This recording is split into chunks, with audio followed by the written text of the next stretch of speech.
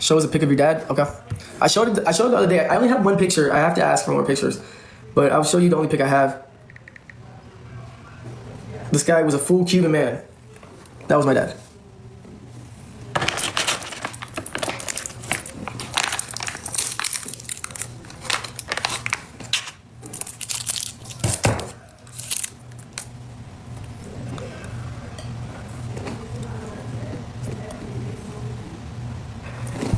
He was an amazing dad. Yes, he was a Bills fan. Yup. How'd you know that? He loved football. He was a Bills fan. He passed away. When I was 4 years old. He died of a heart attack. Unfortunately. And that's why I'm so serious about health. He was very unhealthy. Very unhealthy. Yeah. He died at 43 years old.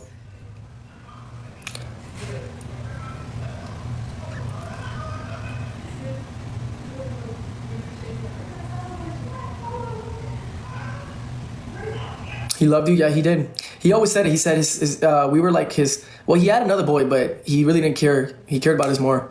He always said that we were his pride and joy boys. He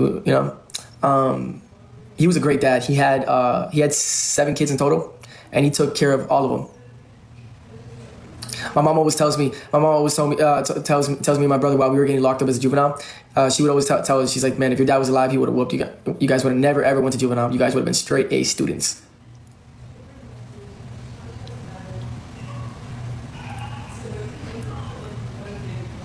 Does twins run on your mom's side? I'm curious. You know, that's a good question. I don't know where the twins came from. I remember I think I have a set of twins somewhere in my family, but not close.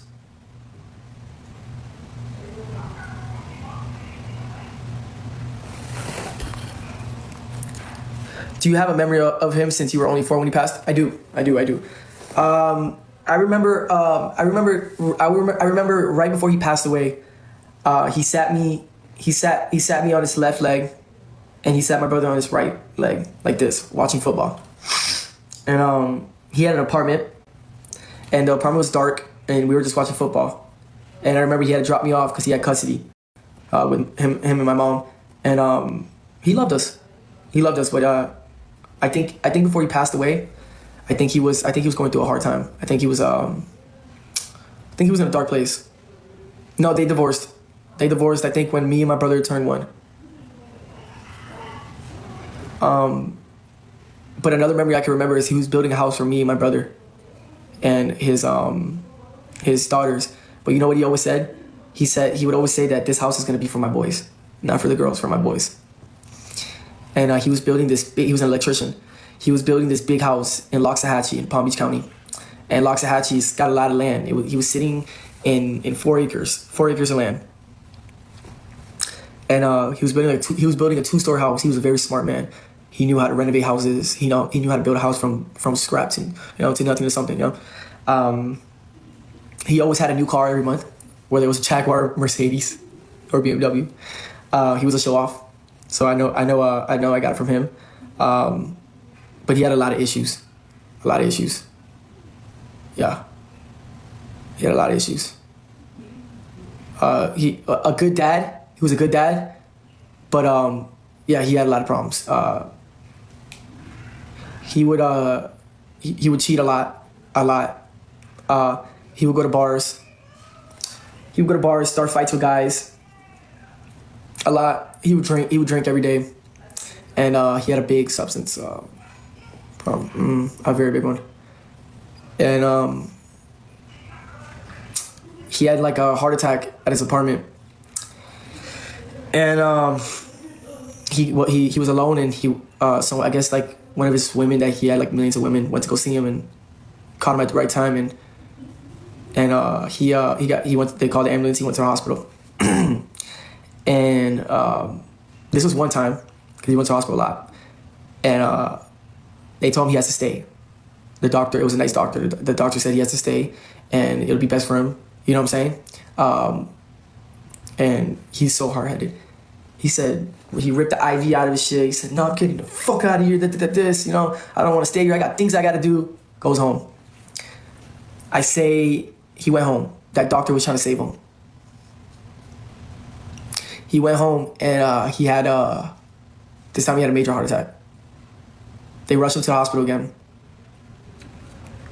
Everything was fine. They had him hooked up onto monitors. And what's it called?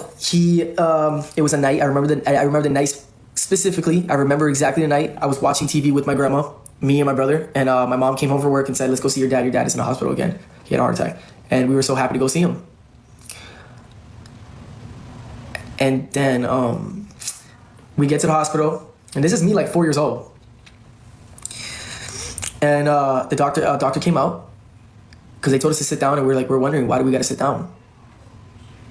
We were waiting for like 30 minutes, and they came out to my mom specifically, and the doctor was, I guess the doctor was smart not to tell the kids, us, me and my brother. He went up to my mom, and out of nowhere, I seen my mom cry. So I see my mom crying. I was like, "What's going on?"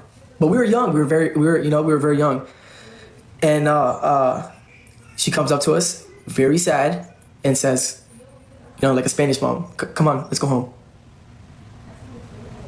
And then I remember me and my brother in the backseat asking her, "Mommy, we want to see Daddy. We want to see Daddy. Where's Daddy?"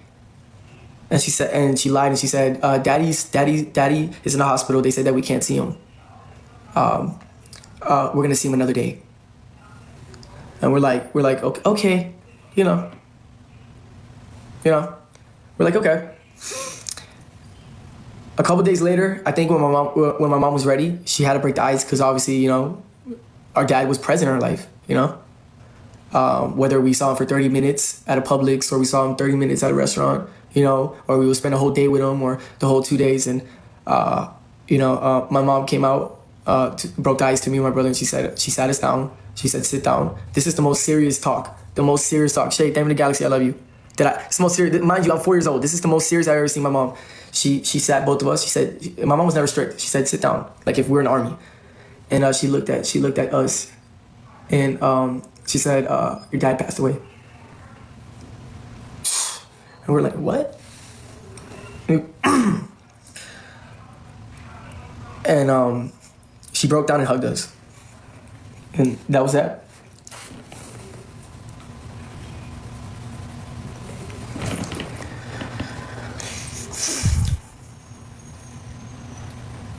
So, but I'm not, my mom tried her very best to then, like, you could tell it kind of took a toll on her.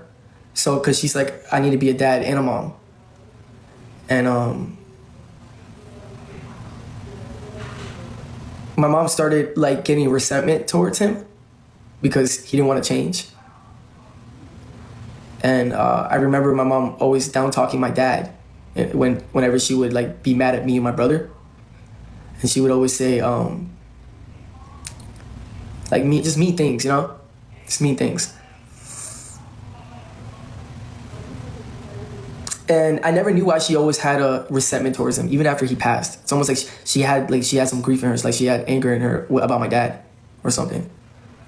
And when I finally got older, she finally like told me and my brother why you talk about our dad like this.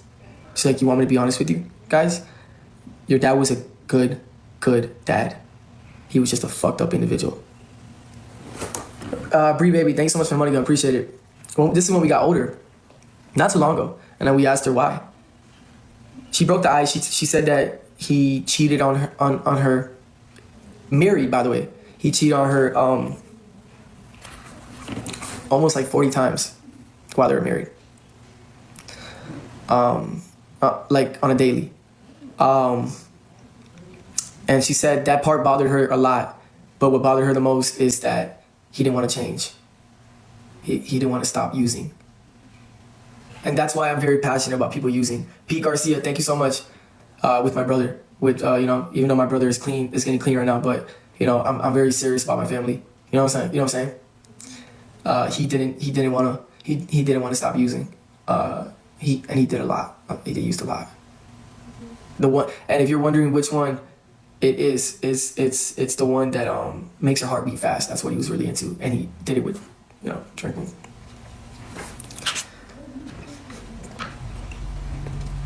And then on top of that, he smoked, all that.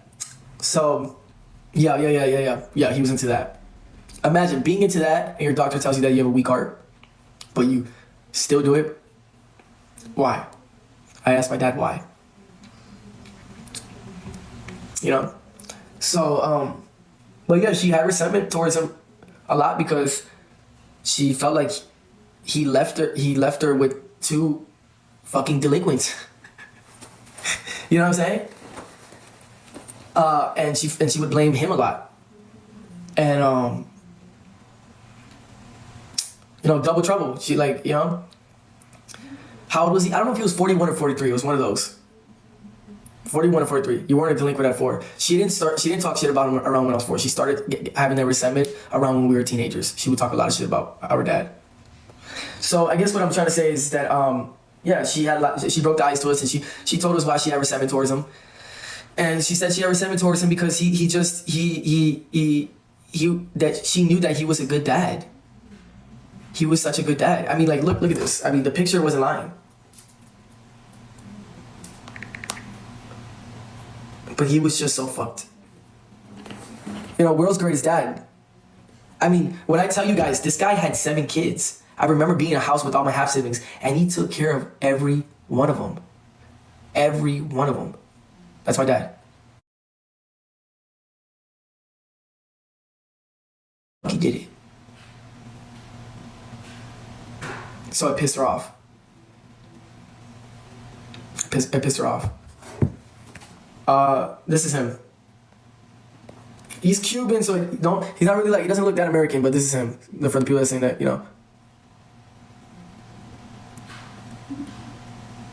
Yeah. You look nothing like him. No, I look like my mom. I look like my mom.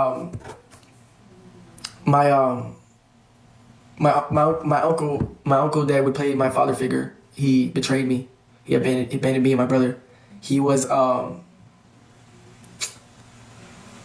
looked up to him. He was super muscular. I can show you him right now.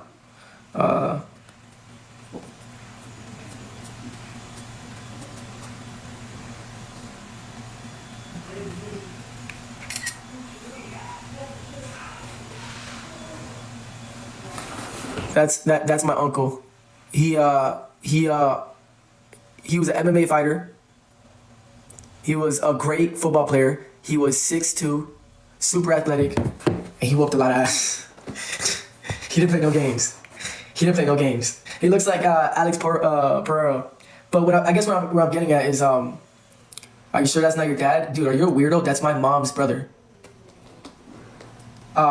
He passed away 10 months ago. He called me.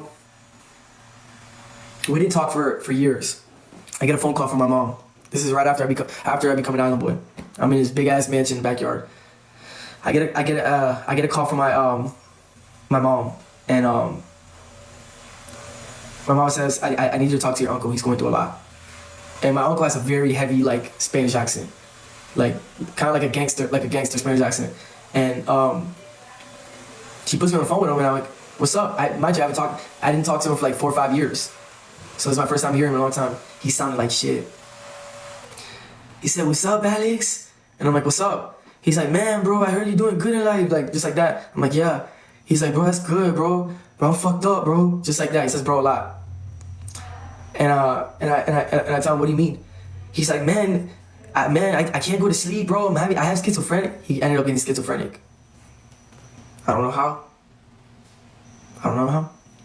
He said, man, I hear a voice in my head. I can't go to sleep. I drink my pain away. He's like, bro, you think you can lend me some of the things that you get for anxiety? I said, bro, I don't have any. He's like, bro, I go to the store 3 times a day to get big bottles. I drink myself to sleep.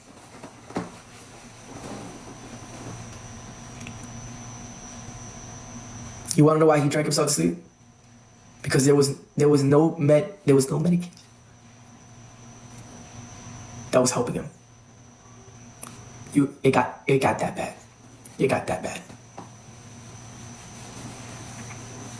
He had to drink himself because every doctor that tried to give him it wasn't doing anything to him.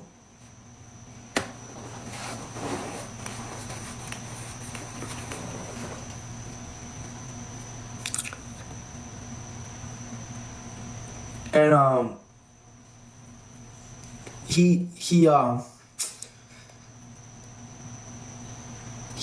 physically abused my brother and I.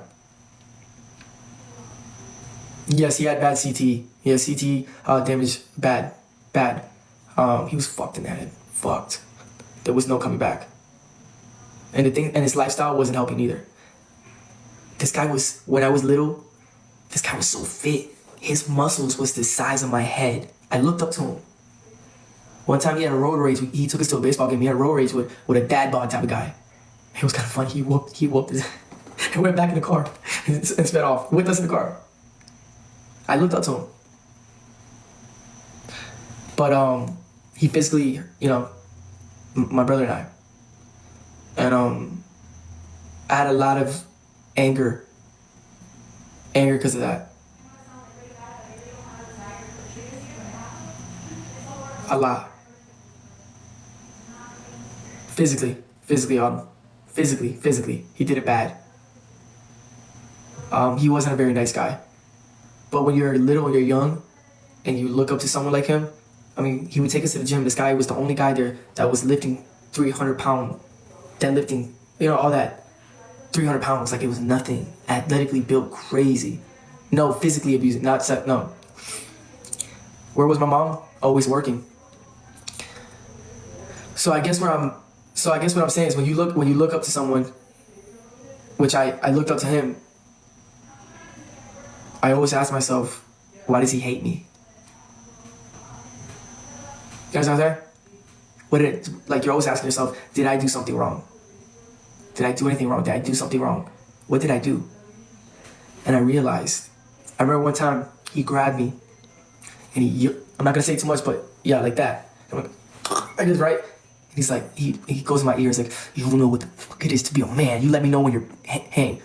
And I was confused because I was like 7 years old. He's like, you don't know what the fuck it is to be a man, like that. You let me know when you're, hang. He got into a bad car accident. He ended up getting MRSA. He lost all his muscles. I always told myself when I started getting older, when I turned 16, 17, I'm gonna whoop I told that to his face one time. He got mad. And you don't want to know what happened that day. I told myself that, but karma got to him. So I forgave him.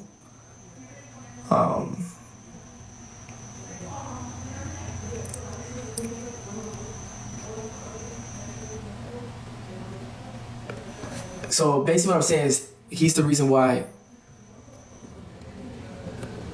when I was a teenager, I was always so mad. I was so angry on why I wasn't good enough. But then I got older. When I got to adulthood, I asked my grandma, I said, hey, what's Tio Kiko's number? The guy I just showed you, my uncle, the one I'm talking about. That's what I would call him, Tio Kiko. I'm like, what's Tio Kiko's number? And she's like, no, don't talk to him. So I gave up. I asked again another 6 months. She didn't want to get to me, so I gave up. And all I wanted to tell him is, I want to see you in person, and I want to talk to you like a man, and I want to look you in your eyes. Remember when I said that when I was younger, that I wanted to, when I get older, I'm going to whoop. Remember when I said that? This is what I want to tell him, face to face. I understand now.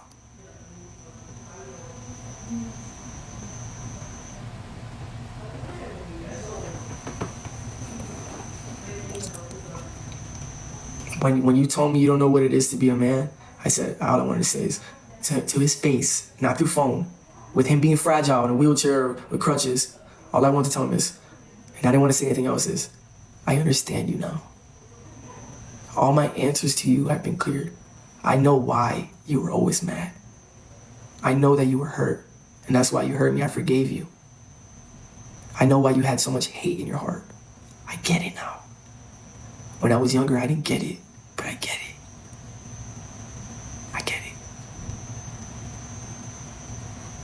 passed away. His daughter said he wasn't answering the phone. Opened the door. She thought he was sleeping. He was not responsive. The police said that he was like that for, I think they said it was 9 hours.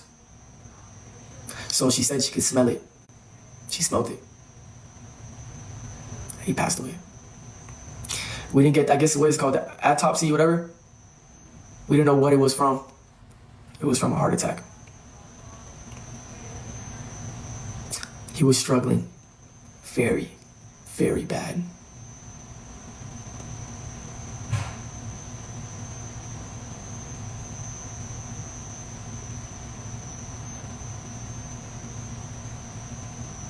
He was in a very dark place, and I seen it, and I felt it, and I knew it.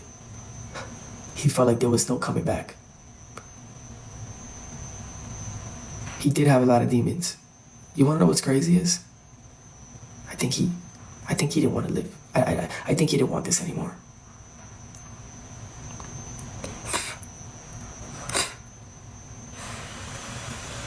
So all I'm telling you guys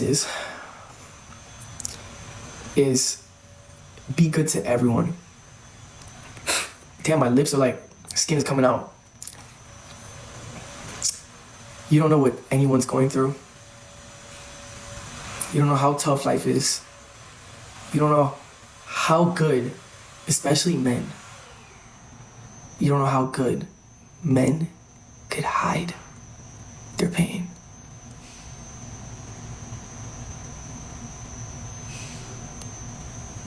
Just remember that.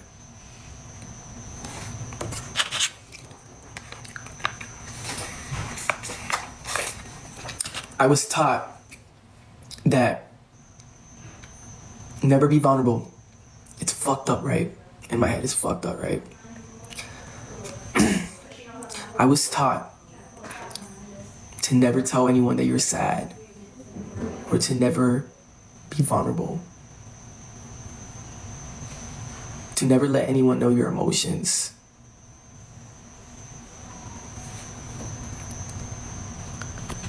I was taught to deal with your pain by yourself.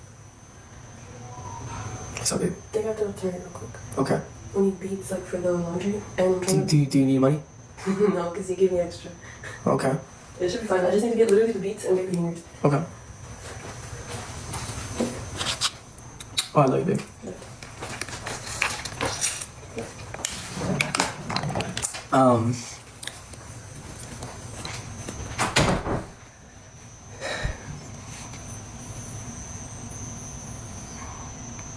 I deal with my pain in silence.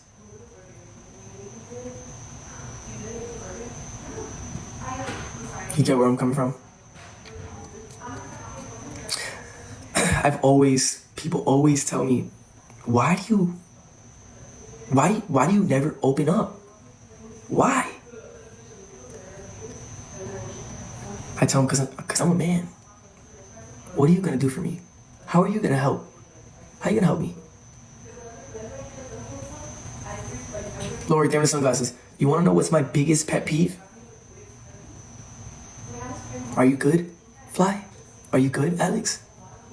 Don't ask me that.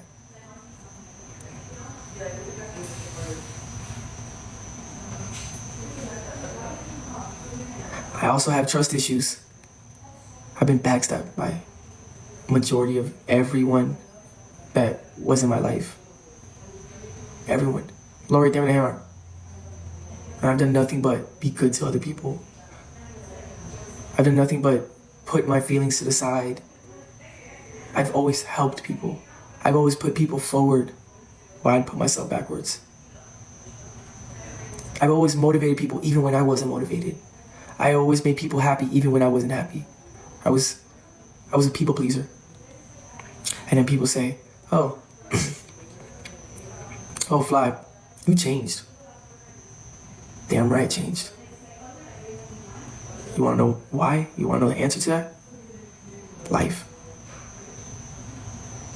You don't know how many people, do I have mods here?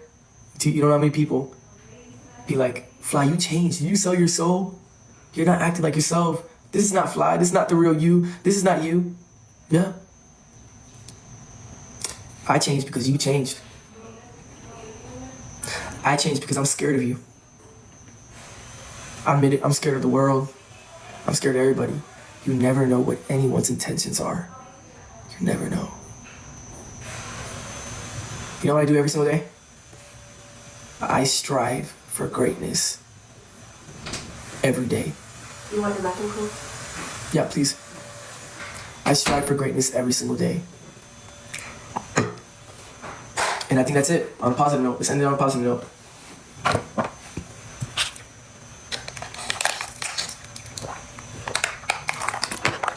You know, I was out eating with my girl today, and I'm talking, and I got people listening to my conversation. You know what the people were saying while I was talking? And they're with their families because we were eating in a restaurant? They kept calling me funny. Man, that boy's a trip. Man, that boy's funny. You wanna know why? You wanna know why? Because I don't give a F anymore. That's why I'm funny. I admit it. I'm fried.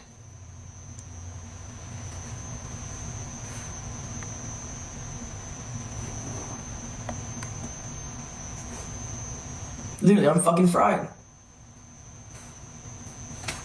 So, you want to make fun of me? Go ahead. It makes me...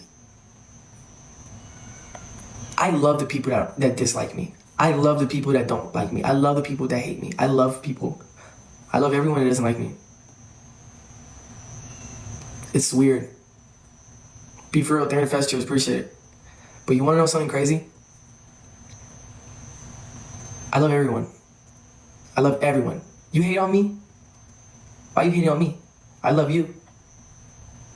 I don't hate nobody. But you know what's crazy is you can't take what I have, what's inside here. Doesn't matter how much you hate on me. Doesn't matter how much you tarnish me. Doesn't matter what you do to me. It's all up here. And you want to know something? You want to know why I know deep down inside I'm a good person? It's because I love helping the people that need to be helped.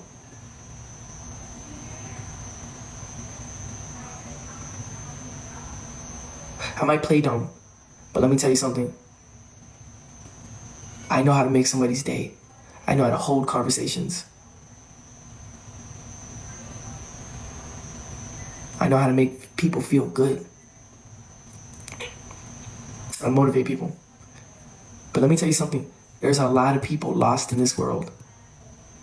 So just because there's a lot of people lost in this world, that doesn't mean that you need to be lost with them. They're gonna call you weird. They're gonna call you a bunch of names. They're gonna keep hating on you. Let them talk shit. Who cares? As long as you're being yourself and you're happy and you're content with yourself, do what you need to do to be a better version of yourself. Not yesterday's version, not today's version, but the future version. Become a better individual. You don't know how many people in this world, in this life, that if I was on the side of the street limping,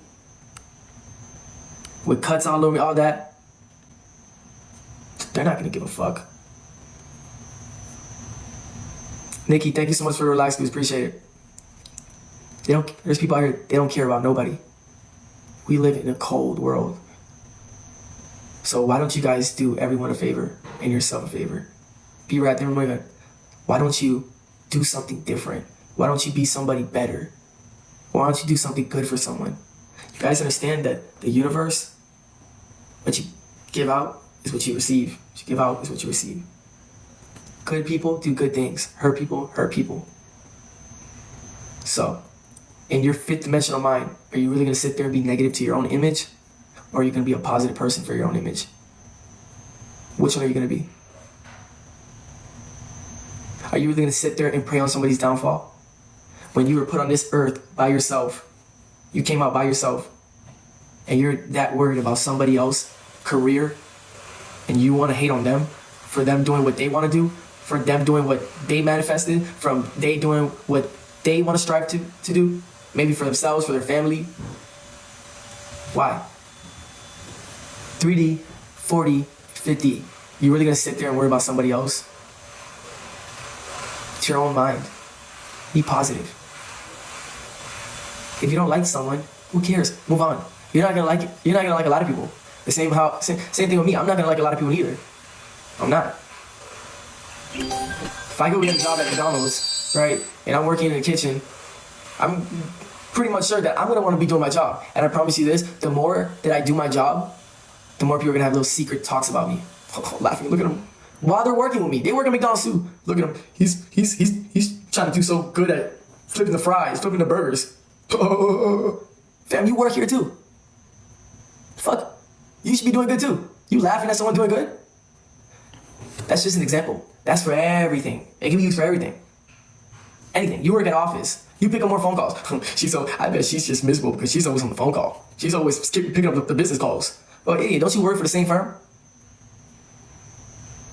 Working in a car dealership. That guy's always picking up customers. He's always talking to customers. He takes too long to sell the cars. Well, he's still selling a car, right?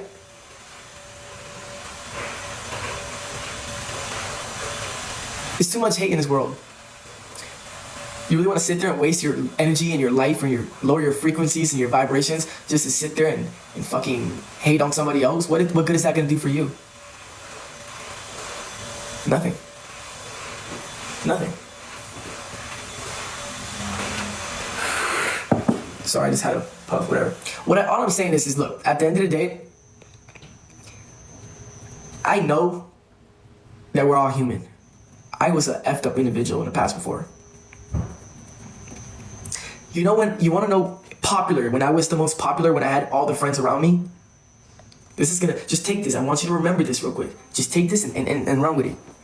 I was, quotations, the most popular, right? I always had friends in my house, but we didn't do shit because you are who you hang with. Of course, there's gonna be more losers. Losers are gonna hang out with losers. You know what I'm saying? And I'm on my phone and I'm like, this is me back then, when I was in my teenage years. I was like, man, look at this guy. Look, bro, I want to take his shit. I want to rob. Yeah, I want to rob. Yeah, you know, he got that belt on. I want that belt. Look at me.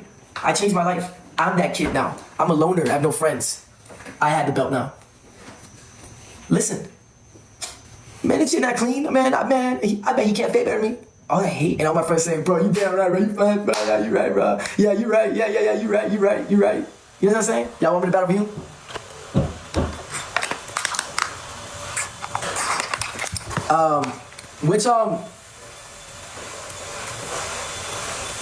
And by the way, and then when I went to jail, it can either make you or break you. When I went to juvenile, right? I did about 2 years, right? I had a lot of time to think. I said to myself, damn, I'm a loser.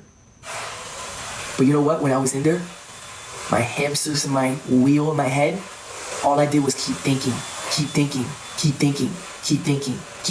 how to become a better person. I finally looked at myself in the mirror. While I was doing it all the time, I looked at myself in the mirror. And I said, I'm a good-looking guy. This fact was gonna piss me off. I said, damn, I'm a good-looking guy. You get where I'm coming from? Why am I in here? Why? Why am I in here? I'm handsome. I can do so much with my life. You know? I don't know why, but when I came out, I was smart as fuck. Way smarter than before I went in. I was a dumb man. Because I didn't like myself, and I had a low self-image. When I came out, I had goals, discipline. I was more stand-up. I had more heart. I knew how to say no. You understand what I'm saying? I lost all my friends. They all wanted to jump me, all of them. You know why? Because I seen through their bullshit. My third eye opened up when I was locked up. When I came out, my third eye opened up.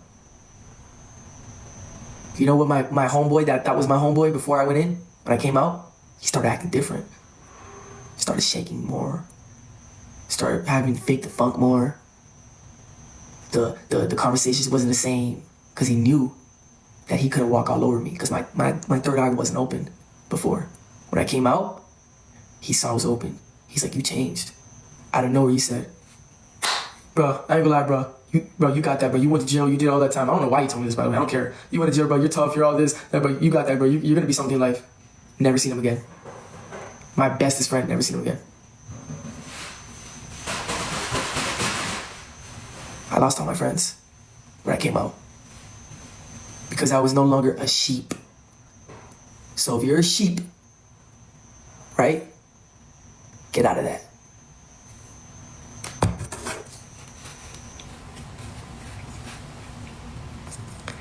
And let me tell you something. Them friends never did nothing to me. I was always broke. They were always staying in my house. I was the one always feeding them. I was the one that always somehow had the money. They were just leeching off of me. Okay, you guys want me to go live with Vume? I'm gonna go live with Vume. You guys don't like the real. You guys don't like real shit. I speak the real shit. Tell Vume. Hold on. Does he follow me? Okay, tell Vume I want to go live with him. Everyone's a leech. When your third eye opens, you're gonna start seeing a bunch of snakes in the grass. They're all snakes. I don't got no friends. Guys, tell Vume that he can add me. Tell Vume he can add me. I follow him back. Tell Vume he can add me. I follow him back. It's so weird because out of nowhere, when I started speaking things into existence, like I want to be a rapper, this and that, and woo woo, they all wanted to fight me. They want to join all type shit, hate on me, speak behind my back.